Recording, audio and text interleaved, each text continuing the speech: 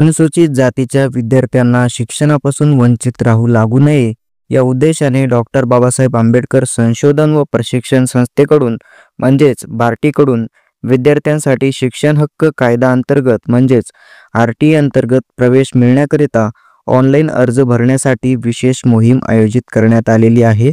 त्यानुसार विद्यार्थ्यांचे अर्ज भरण्यासाठी जिल्ह्यात 7 समतादूतांची नियुक्ती केली आहे। ते विद्यार्थ्यांच्या पालकांना मदत करीत आहेत। राज्यात आरटी प्रवेश नोंदणीला 14 जानेवारी पासून सुरुवात झाली आहे।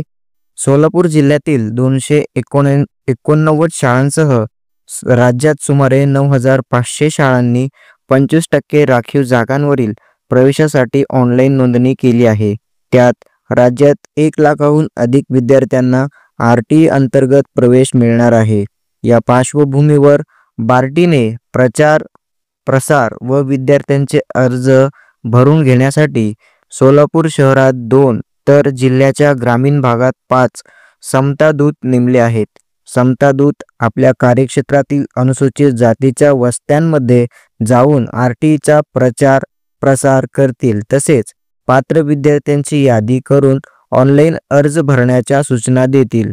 अनेक पालक अशिक्षित असल्यामुळे त्यांना ऑनलाईन अर्ज करता येत नाही, त्यामुळे त्यांना सायबर कॅफेमध्ये जाऊन अर्ज भरावे लागते।